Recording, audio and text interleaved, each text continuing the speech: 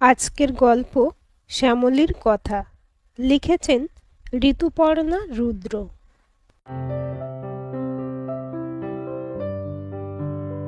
শুয়ে থাকা শ্যামলীর পিছনে বেশ জোরে একটা লাথি কষালো বিশু। বিশুর চেহারায় এই 40-এও দুটো বাঘের খোরাক হতে পারে। অল্প বয়সে ফুটবল খেলতো।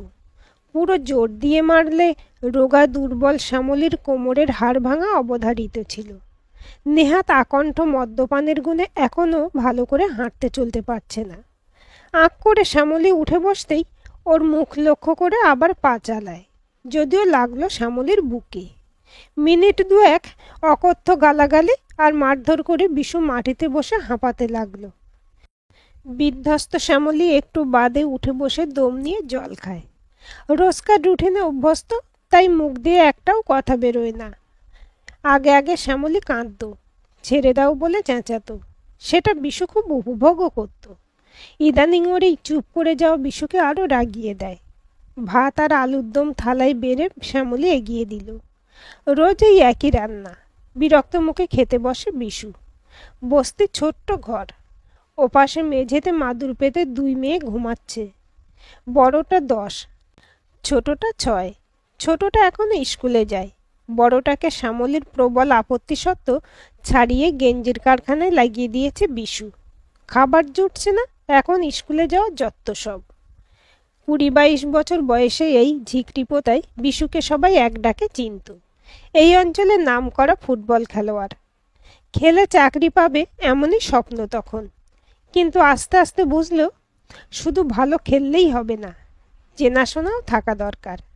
এই অঞ্চলে তখন পার্টির রমরমা। বিশিষ্ট শিক্ষক নেতা শ্রদ্ধেয় তরুণ রায়চৌধুরীর দাপটে নিপাট শান্তি বর্তমান। তবুও বিরোধীদের বসে রাখতে আর প্রমোটারদের ঠান্ডা রাখতে হাতে কিছু পালোয়ান না থাকলে চলে? তবে না, কেউ বলতে পারবে না তরুণবাবু ত্রিসীমানায় কোনো গুন্ডা মাস্তানকে দেখা গেছে কোনোদিন। বুদ্ধিমান মানুষ, এইসব থেকে দূরেই থাকতেন। সামলানোর জন্য ছিল বিভাস কর, তরুণবাবুর ডান হাত। এই বিভাসবাবুর সাথেই একদিন দেখা করে বিশু। আর যে শুনে আর বিশুর চেহারা দেখে বিভাস চোখ টিপল। তোর চাকরি হয়ে যাবে, শুনেছি খুব ভালো খেলিস। আমাদের সব জায়গাতেই চেনা আছে বুঝলি। তবে তোকে কিন্তু একটু পার্টির কথা শুনে চলতে হবে। কোনোদিন তো দেখিনি মিছিলে যেতে। এমন করলে আমরাই বা তোর জন্য করবো কেন বলতে পারিস? এবার থেকে মিছিল মিটিংয়ে আসবি, খবর দিলেও আসবি। চেহারাটা তো জম্পেশ বানিয়ে রেখেছিস, একটু ধমক চমক করতে কাজে আসবে।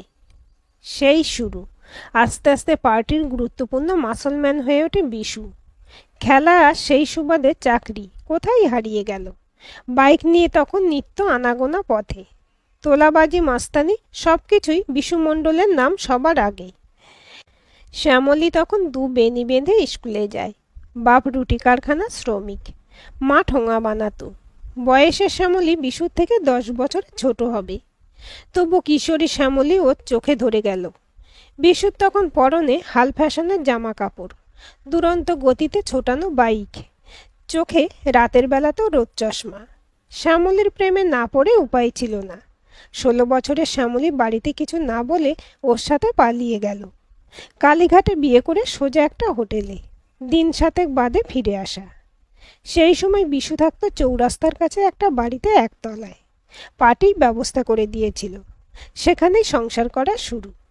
বছর কয়েক মন্দ কাটেনি। তারপর বিশু একটা গোলমাল করে ফেলল। এই অঞ্চলে বড় রাস্তার ধারে কয়েকশো বিঘে ধান জমিতে তখন বড় আবাসন হবে বলে শোনা যাচ্ছে। কে বরাত পাবে সেই নিয়ে জোর রেষারেষি। মিঠু সামন্ত বলে একজন প্রভাবশালী লোক বরাত পেয়ে যায়, আর পার্টিকে কমিশন দিতেও অস্বীকার করে। এই মিঠু সামন্ত খুব বড় ঘরের ছেলে। কলকাতায় ওর প্রচুর চেনাশোনা। অত বড় জমি থেকে কিছুই না পেয়ে রাগে গড়গড় করছিল বিভাস। সব জানতো, তবু নিজের রাগ মেটাতে বিশুকে বলে, ব্যাটাকে খুব ঠ্যাঙাবি, শুধু প্রাণে মারিস না। বাকি হাত পা ভেঙে দিলেও তোর অসুবিধা নেই। চিন্তা করিস না, এখানকার কোনো থানা কেস নেবে না। আর তুই কয়েকদিন গা ঢাকা দিয়ে দিস। তোর বউয়ের তো বাচ্চা হবে, তাই না? ওকে বাপের বাড়িতে পাঠিয়ে দে। শ্বশুরের হাতে কিছু টাকা গুঁজে দিবি, তাহলেই মালটা দেখবি সব মেনে নেবে। তোকে জামাই ষষ্ঠীর নেমন্তন্নও করবে। বোকা বিশু সেই ফাঁদে পা দিয়ে মিঠুকে আধমারা করে রাস্তায় ফেলে দিয়ে হাওয়া হয়ে যায়। ব্যাপার বোঝা গেল তারপরে। মিঠু ছিল বিরোধী দলনেতার নিজের শালা। পুলিশ কেস নিল তো বটেই, হন্য হয়ে বিশুকে খুঁজতে লাগলো। ধরা পড়ে বছর কয়েকের জেল হয়ে গেল বিশুর। পার্টি থেকে উকিলের পয়সা দেওয়া হয়েছিল ঠিকই, কিন্তু কেউ আর খোঁজ নেয়নি বিশুর। ছোট্ট মেয়ে নিয়ে শ্যামলী আকুল পাথারে। তার ছোট ছোট ভাই বোনেরা ততদিনে বড় হয়ে গেছে। বাপের বাড়িতে পয়সা না দিয়ে কতদিনই বা থাকা যেত। কিছু না পেয়ে বস্তির এই ঘর ভাড়া নিয়ে কয়েক বাড়িতে রান্নার কাজ নিল শ্যামলী। 4 বছর বাদে জেল থেকে বেরিয়ে বিশু দেখল সব পাল্টে গেছে। পার্টি অফিসে তালা, চারিদিকে অন্য পার্টির রমরমা। তরুণবাবু মাস কয়েক আগে মারা গেছেন, আর বিভাস সে কবে যেন দল পাল্টে নতুন দলে ঢুকে পড়েছে। এখন কলকাতাতেই বেশি থাকে। বিশু চেনা কাউকে খুঁজে পেল না। খেলা চাকরির স্বপ্ন দেখা ততদিনে ছেড়ে দিয়েছে। কয়েকদিন এদিক ওদিক করে ভাবল, সবাই দল বদল করলে ও তো করতে পারে। সাহস করে একদিন পুরনো একজনকে ধরে বিশু হাজির হলো এখনকার নেতা মন্টু দেবের দরবারে। গিয়ে বুঝল কত বড় ভুল করেছে। মন্টু দেবের পরেই পার্টিতে এখন মিঠু সামন্ত। বিশুকে দেখে চোখ জ্বলে উঠল মিঠুর। তারপর থেকে পার্টির কাছে আসাতে দূরে, কোনো কাজই পায় না বিশু। খেলা আর গুন্ডামি ছাড়া আর কিছু তো শেখেও নি তেমন। তবু এদিক ওদিক ঠিকেদারি দালালির চেষ্টা করেছিল, কিন্তু মিঠুর ভয়ে কেউ তাকে কাজ দিতে চায় না। আগে শরীর নিয়ে খুব সচেতন ছিল বিশু, কখনো কোনো নেশা করত না। এখন অসময়ের বন্ধু আঁকড়ে ধরেছে নেশাকে।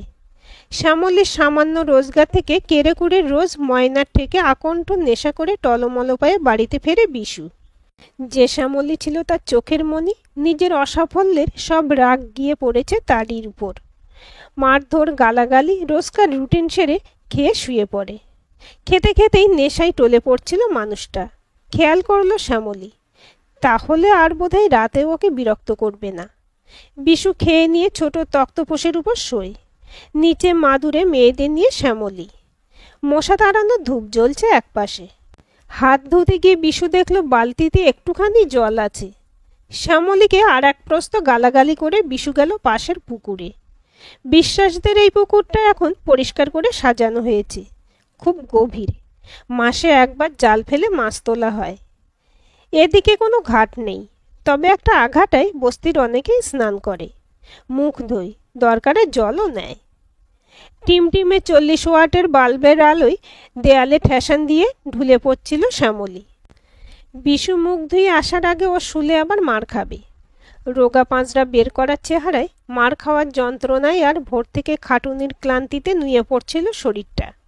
8 ঘন্টার বেশি হয়ে গেছে বিশু এখনো ফিরল না। হয়তো বিড়ি টানছে পুকুর পাড়ে। আরও কিছুক্ষণ দেখে বেরোলো শ্যামলী। রাত প্রায় 1টা বাজে। চারদিকে শুনশান। পুকুর পাড়ে কোথাও নেই বিশু। কাছাকাছি আরেকটু ঘুরে দেখে, না, ফাঁকা সব।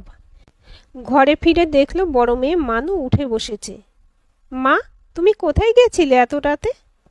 মানু, তোর বাবা হাত ধুতে গেল আর ফিরল না তো। চারদিক খুঁজে এলাম, কোথাও নেই। কি করি এখন ঠাকুর, কি করি? একটু পরে পাশের ঘরে দরজায় ধাক্কা দেয় শ্যামলী। বৌদি, জানাদা, একটু শোনো, বাইরে এসো। ও বৌদি। কে রে, শ্যামলী নাকি? এত রাতে কি হলো? ঘুম থেকে উঠে বাইরে আসে জানা আর তার বউ মলি। শ্যামলীর চিৎকারে আরও কয়েকটা ঘর থেকে লোকজন বেরিয়ে আসে। মানুর বাবা হাত ধুতে গেল পুকুরে, আর এলো না। কোথাও নেই, খুঁজে এলাম। কি করি বলো? আরে বিশুদা তো বাচ্চা ছেলে নয় যে হারিয়ে যাবে। এদিকেই কোথাও গেছে নিশ্চয়ই। মন্দিরের চাতালে বসে বিড়ি ফুঁকছে হয়তো।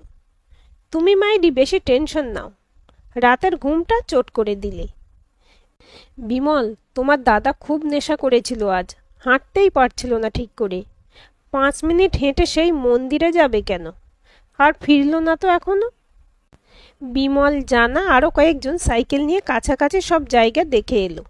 শ্যামলী আর মানুর কান্না থামছে না। রাত 3টে নাগাদ ফোন করা হলো পুলিশকে। পুলিশ জানালো সকালে আসবে এনকোয়ারি করতে। অবশ্য তো আসতে তাদের হতোই।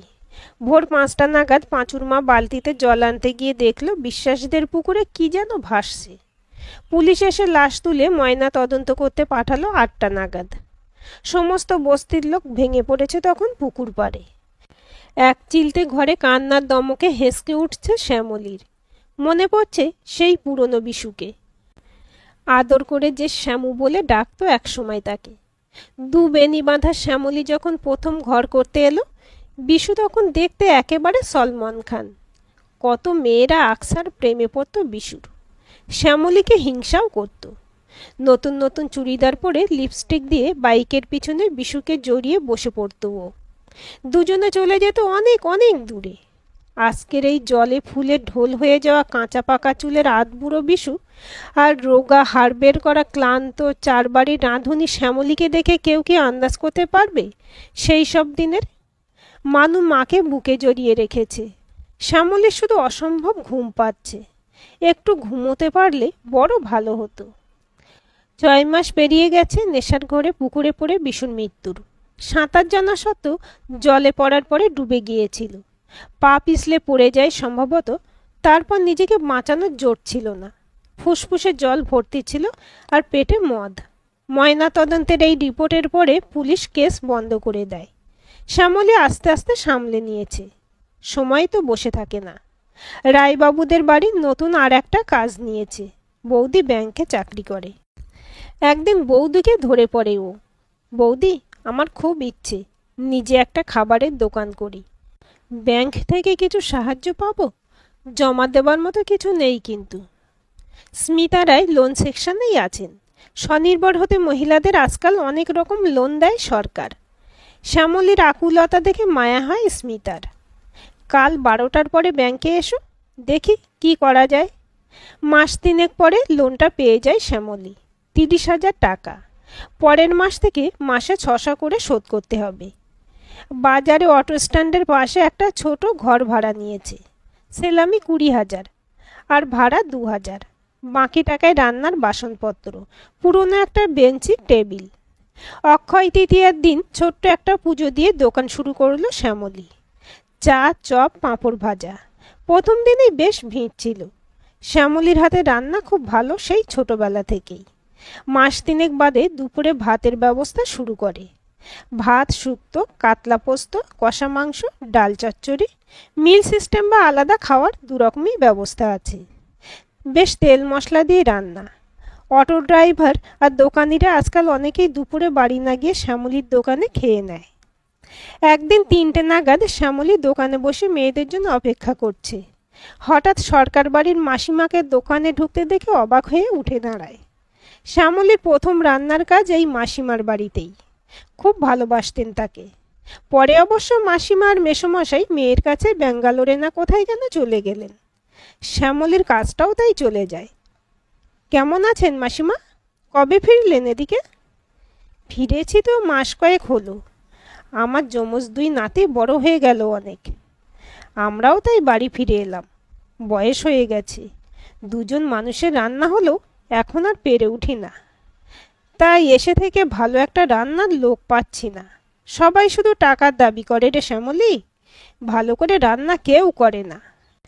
আমরা বুড়ো মানুষ, বেশি তেল ঝাল তো খেতে পারি না। তোর খোঁজও করেছিলাম, তা শুনলাম তুই আর রান্নার কাজ করিস না, নিজে দোকান করেছিস। আজ কালীবাড়ি এসেছিলাম পুজো দিতে, ভাবলাম তোর দোকানটা ঘুরে যাই। খুব ভালো করেছেন মাসিমা, আপনার পায়ে ধুলো পড়ল, কত ভাগ্য আমার। মানুর বাবা মারা যাওয়ার পরে খুব ভেঙে পড়েছিলাম, রাত দিন কাঁদতাম। দোকান করে একটু ভালো আছি। দেওয়ালে বিশুর একটা ছবি বাঁধিয়ে টানানো, তাতে বেলফুলের মালা। মাসিমা বলেন, খুব ভালো করেছিস রে। কিন্তু শ্যামলী, তোকে রোজ আমাদের 2জনের খাবার বাড়িতে পাঠাতে হবে মা। না বলিস না। রাতে আমরা দুধ খই খাই কলা দিয়ে, কিন্তু দুপুরে একটু মাছ তরকারি ভাত খেতে ইচ্ছে করে। কিন্তু মাসিমা, হোটেলের রান্না তো আপনাদের চলবে না। আমি তো হোম ডেলিভারি রান্না করি না। এমন সময় মানু আর সোমা 2 বোন স্কুল ফেরত দোকানে ঢোকে। গেঞ্জি কারখানার কাজ ছাড়িয়ে মানুকে আবার স্কুলে দিয়েছে শ্যামলী। এখন 2 মেয়ে একই ক্লাসে পড়ে। দিদিমণিও রেখেছে, সন্ধ্যাবেলা ঘরে এসে দুজনকে পড়ায়। মেয়েদের নিয়ে এই সময়ে বাড়ি যায় ও। সকালে ভাত আলু সেদ্ধ করে বেরোয়, দোকান থেকে একটু মাছের তরকারি নিয়ে যায়। বাড়ি ফিরে 3 জনে একসাথে খায়। মেয়েদের একটু আদর করে মাসিমা উঠে পড়েন। মেয়েরা মানুষ হোক, অনেক আদর রইল, কিন্তু আমাদের বুড়ো বুড়িকে ভুলিস না রে শ্যামলী। বাড়িতে ফিরে খেতে খেতে আর মেয়েদের স্কুলের গল্প শুনতে শুনতে অন্যমনস্ক হয়ে যায় শ্যামলী। মাসিমার কথা মতো হোম ডেলিভারির কাজ শুরু করলে কেমন হয়? তবে লোক রাখতে হবে। ভেবেচিন্তে পরের দিনই মলি বৌদির সাথে কথা বলে ও। বৌদি, দোকানে আমি তো থাকি, আর রাজু কেটে বেটে দেয়। পরিবেশন দুজনে মিলে করি। ভাবছি হোম ডেলিভারিও শুরু করব। তুমি তো আগে রান্নার কাজ করতে, হোম ডেলিভারির হালকা রান্নায় আমার সাথে কাজ করো না? জানাদাকে বলো। করতে তো পারি রে শ্যামলী, কিন্তু 5 বারে কাজ করি। পুজোর আগে ছেড়ে দিলে বোনাসটা পাবো না। আমি করলে পুজোর পরে করব। আর মাইনেতে পুষিয়ে দিবি কিন্তু। আমার 7টায় বললে 7টায় চলে যাব। দুপুরের মধ্যে সব রান্না করে চলে আসব। বিকেলে যেতে পারবো না কিন্তু, টিভিতে সিরিয়াল দেখি। আর শোন, আমাদের দুজনের খাবারটা কিন্তু ওখান থেকেই আনবো, সেটা বুঝে বলিস। এত দাবির মধ্যে দিশেহারা লাগে শ্যামলীর। মানুষ সাথে বাড়িতে বসে পরামর্শ করে। মানুর হিসেবের মাথা খুব পরিষ্কার। মা, তুমি মলি কাকিমাকে 2000 করে বলো, আর জানা কাকু আর ওর দুজনের খাবার নেবে। রাজি না হলে 2500 বলবে। এর বেশি হলে কিন্তু অন্য লোক খুঁজতে হবে। 2 রকম রাখো মাছের মিল আর ডিম, সপ্তাহে 1 দিন মাংস, ডাল ভাজা চাটনি। অন্তত 20টা করে বাঁধা বাড়ি হলে তোমার লাভ হবে মা। তাহলে একটা বোর্ডটা নিয়ে দিই, দোকানের সামনে হোম ডেলিভারি করা হয় বলে। মাসিমাদের 2টো খাবার, আর ওনাকে বলি যদি আরও কিছু অর্ডার দিতে পারে। ওই বাড়ির আশেপাশে তো কত ফ্ল্যাট, কত লোক থাকে। আমার ফোন নাম্বারটা দিতে হবে বুঝলি মানু। সকাল 9টার মধ্যে ফোন করে বললে দুপুরে খাবার পাবে। মা, তুমি সব কথা দিদির সাথেই বলো, আমায় কিছুই বলো না। অভিমানে ঠোঁট ফোলাচ্ছে বুনু। না রে মা, তুই তো ঘুমোচ্ছিলি। বল, তোর কি বলার আছে বল। ছোট্ট মেয়েকে আদর করতে করতে বলে শ্যামলী। তাদের 3 জনের মধ্যে চমৎকার সখ্য। মা, তোমাকে অনেক টিফিন কৌটো কিনতে হবে, না হলে খাবার কিসে দেবে? ঠিক বলেছিস তো বুনু, এটা তো ভুলেই গেছিলাম। কালই স্টেশনের ধারে দোকানটায় গিয়ে দর করি। 20টা কিনে নিই আপাতত। ব্যাংক থেকে টাকা তুলতে হবে, এর জন্য শুরুতে বেশ খরচ আছে। আর একজন লোক লাগবে খাবার দিয়ে আসার জন্য। সাইকেল থাকতে হবে, হেঁটে পারবে না। বিমলকে বলি, ওর রাজি হবে মনে হয়।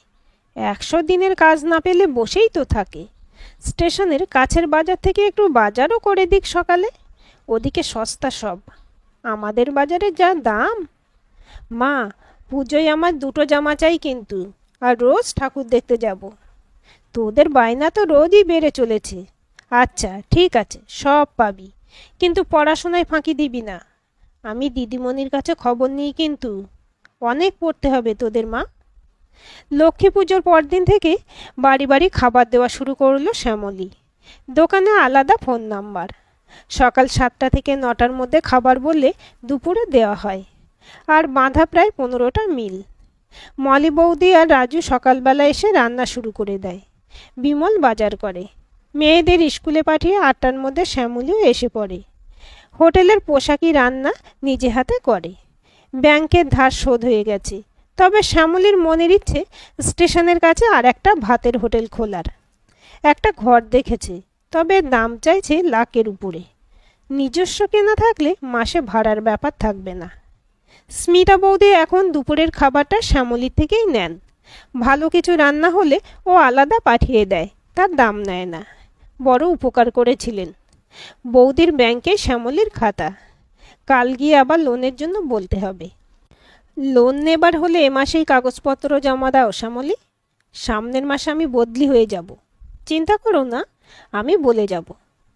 তুমি মাস 2-1-এর ভিতর লোন পেয়ে যাবে। তোমার রেকর্ড ভালো, আগেরবার ঠিক সময় শোধ করেছ সব টাকা। বৌদির সাথে কথা বলে মন হালকা লাগে শ্যামলীর। বায়নার টাকাটা দিয়ে দেবে এবার। বেশি দেরি হলে দোকানটা থাকবে না। সব কিছু গুছিয়ে বড়দিনের দিন স্টেশনে ভাতের হোটেল খুলল ও। নাম দিয়েছে বিশ্বনাথ রাইস হোটেল। সিকিউরিটি গার্ডের কাজ ছেড়ে জানাদা এখন ওই হোটেলে সব দায়িত্ব সামলায়। ছেলে মেয়ে নেই ওদের। স্বামী স্ত্রী দুজনেই শ্যামলীকে ভালোবাসে। মলি একটু ফাঁকিবাজ হলেও জানাদা খুব খাটতে পারে। শ্যামলী একটা স্কুটি কিনেছে। বিকেলে মেয়েরা যখন দিদিমণির কাছে পড়ে, শ্যামলী স্কুটি চালিয়ে হোটেলে যায়। খাবার চেখে দেখে, হিসাব দেখে। 9টা নাগাদ আগের দিনে টাকা নিয়ে বাড়ি চলে আসে। হোটেল বন্ধ করে জানাদা ফেরে 11টা নাগাদ। হোটেলে রান্না সেরে পরিবেশনের দিকটা দেখছিল শ্যামলী। 12টার পরে দম ফেলার সময় হয় না। 2টোর পর আবার খালি হয়ে যায়। 3টের মধ্যে সব গুছিয়ে ধোয়া মোছা শেষ। এই ব্যস্ততার সময় ফোনটা বাজল। আপনি কি শ্যামলী মণ্ডল বলছেন? হ্যাঁ, আপনি কে বলছেন? এত বেলায় বললে খাবার পাবেন না। খাবারের জন্য নয়, আমি দিনরাত টিভি চ্যানেল থেকে বলছি। দেবস্মিতা কাঞ্জিলাল। আমাদের একটা অনুষ্ঠান হয় সকাল 9:30টায়, মেয়েদের উপর অনন্যা বলে। সেটা দেখেছেন? শ্যামলী এই তাড়াহুড়োর সময় বড় বিরক্ত বোধ করল। মরার সময় নেই, ফোন করে কে যেন টিভি দেখার গল্প করছে। কে রে বাবা? দেখুন দিদি, আমি টিভি দেখি না। এখন কাস্টমারদের খেতে দিচ্ছি। আপনি কিছু বলতে চাইলে 3টের পরে ফোন করবেন। 3টের পরে আবার ফোন আসে। হ্যালো, আমি দেবস্মিতা বলছি, দিনরাত টিভি। হ্যাঁ দিদি বলুন, আমি শ্যামলী। আমাদের অনন্যা বলে একটা অনুষ্ঠান হয় মেয়েদের উপর। ধরুন, যেসব মেয়েরা ভালো কোনো কাজ করছে, খেলাধুলা করছে বা ব্যবসা করে নিজেকে আর সংসারকে দাঁড় করিয়েছে, এমন মেয়েদের আমরা 1 ঘন্টার প্রোগ্রামে দেখাই। আপনাকেও আমরা দেখাতে চাই। আমরা শুনেছি আপনি একার চেষ্টায় 2টো খাবারের হোটেল খুলেছেন, মেয়েদের পড়াচ্ছেন। শ্যামলীর কেমন ধাঁধা লেগে যায়। আমাকে টিভিতে দেখাবেন? আমাকে কি করতে হবে? টাকা পয়সা কিছু দিতে হবে কি? না না, টাকা পয়সা কিছু লাগবে না। আমরা আপনাকে অনেক উপহার দেব, সোনার কানের দুল দেব। আমরা কাল বা পরশু আপনার বাড়ি গিয়ে সব দেখে আসব, বুঝিয়ে দেব। আপনার পরিবারের লোক, বন্ধু, আত্মীয় এরাও থাকবে। রবিবার কোনো কাজ রাখবেন না, ওই দিন শুটিং করা হবে। সামনের মাসে আপনার প্রোগ্রাম টিভিতে দেখানো হবে। আপনার ঠিকানাটা বলুন। পরদিন বিকেলে 4-5 জন এলো, সব বুঝিয়ে দিয়ে গেল। রবিবার হোটেল বন্ধ রাখলো শ্যামলী। সকাল থেকে লোকে গমগম করছে। মানু বুনু নতুন জামা পরে রেডি। মলি বৌদি, জানাদা, বিমল সবার ছবি তুলল ওরা। শ্যামলীর হোটেলেও গেল। স্মিতা বৌদির বাড়ি গিয়ে বৌদি বললেন কিভাবে শ্যামলীকে সাহায্য করেছে তার ব্যাংক। বস্তিতে কদিন এছাড়া কারো মুখে কোনো কথা নেই। শ্যামলী রান্নার অনেক বাসন, সোনার কানের দুল আর একটা সোফা সেট পেয়েছে, যদিও সেটা রাখার জায়গা নেই ওর ঘরে। মাসিমার বাড়ির 1 তলায় রেখেছে। নিজেই গিয়েছিল সেদিন। মাসিমা ডেকে সব শুনলেন ওর ব্যবসার অবস্থা। টিভির অনুষ্ঠানের জন্য শ্যামলী নিজের ফেলে আসা জীবনকে যেন নতুন করে দেখল। মাসিমা সেদিন ওকে ডেকে একটা অদ্ভুত প্রস্তাব দিলেন। তোকে একটা কথা বলবো বলে ভাবছিলাম কদিন থেকে। আমার 1 তলার ভাড়াটে উঠে গেছে। বাড়ির যা হাল করেছে সে আর বলার নয়। আবার ফাঁকা রাখতেও ভরসা হয় না জানিস। এত বড় দোতলাতে আমরা দুজন, আবার 1 তলাটাও যদি খালি থাকে। তাই বলছি 1 তলার সামনের 2টো ঘর নিয়ে তুই থাক মেয়েদের নিয়ে। চমকে ওঠে শ্যামলী। আমি? হ্যাঁ তুই। বস্তিতে না থেকে তোর মেয়েরাও ভালো পরিবেশ পাবে। তোকে ভাড়া কিছু দিতে হবে না। খাবার যেমন দিচ্ছিস দিবি, সেই টাকা আর দেব না। আমাদের 2 বুড়ো বুড়িকে একটু দেখবি। মেয়েটা দূরে থাকে, তুই আমার একটা মেয়ে। একটু চিন্তা করে শ্যামলী। না মাসিমা, ভাড়া আমি দেব। বেশি তো দিতে পারবো না, কিছু কম সম করে নেবেন।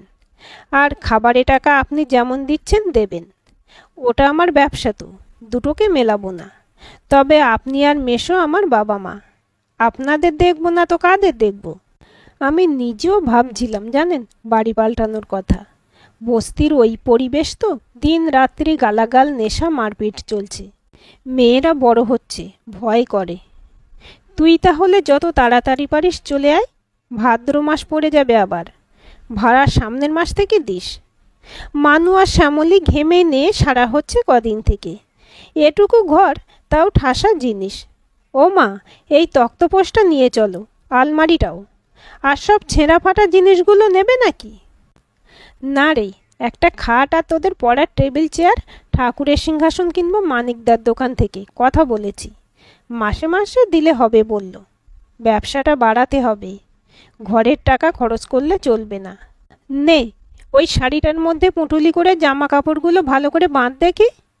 বাকি যা পড়ে রইল ওই বাড়ি রমা বলছিল নিয়ে যাবে। নিগ্গে, একটু বাদে টেম্পোটা আসবে, খাট আলমারিটা তুলে বাসন আর ওই ব্যাগ আর পুঁটুলি কটা উঠিয়ে দেব। মা দেখো, সেই লোহার রডটা, একবার বাবা এটা দিয়ে আমায় মেরেছিল, খাটের তলায় ছিল। এটা কি নিয়ে যাবে? রডটা দেখে চমকে ওঠে শ্যামলী। হাতে নিয়ে কিছুক্ষণ বসে ঘরের থেকে বেরিয়ে যায়। বিশ্বাসদের পুকুরের ধারটা ফাঁকা, বস্তিতে টাইম কল থেকে জল নেবার ভিড়। বিশু সেদিন হাত ধুতে গেল যখন, শ্যামলী হাতে এই রডটা নিয়ে আস্তে আস্তে ওর পিছনে এসে দেখে কোমর ঝুঁকিয়ে জলে হাত ধুচ্ছে ও। এই রডটা দিয়েই ওর কোমরে ধাক্কা দিয়েছিল। টাল সামলাতে না পেরে বিশু জলে পড়ে যায়। জলে গুপ করে একটা শব্দ, আর কয়েক মিনিট বিশুর আপ্রাণ চেষ্টা হাত পা ছোঁড়ার। কিন্তু শ্যামলীর আন্দাজ মতোই আকণ্ঠ মদ বিশুকে সে সুযোগ দিল না। একটু বাদে স্থির জল দেখে ঘরে ফিরে আসে ও। ঘড়ি দেখে আধ ঘন্টা অপেক্ষা, তারপর কাঁদতে কাঁদতে সবাইকে ডাকা। সবই ভাবনা মাফিক। চমক ভেঙে রডটাকে সেই পুকুরেই ছুঁড়ে দিল। ঝপাস করে একটা আওয়াজ, তারপর সব স্থির, যেন কিছুই হয়নি। ঘরের দিকে পা বাড়ায় শ্যামলী। দেরি হয়ে গেছে, সব গুছিয়ে বেরোতে হবে। মেয়েদের নিয়ে নতুন বাড়িতে ঘর গোছানোর পালা। যা কিছু রইল পিছনে, আর ফিরে দেখতে চায় না। চোখে কেন যেন জল এসেছিল, মুছে নেয়, তারপর পা চালিয়ে এগোয়। আজকের গল্পটি আপনাদের কেমন লাগলো কমেন্ট করে জানাবেন। ভালো লাগলে লাইক, শেয়ার, সাবস্ক্রাইব করবেন এবং নতুন ভিডিও আপডেট পেতে বেল আইকনটি ক্লিক করে রাখুন।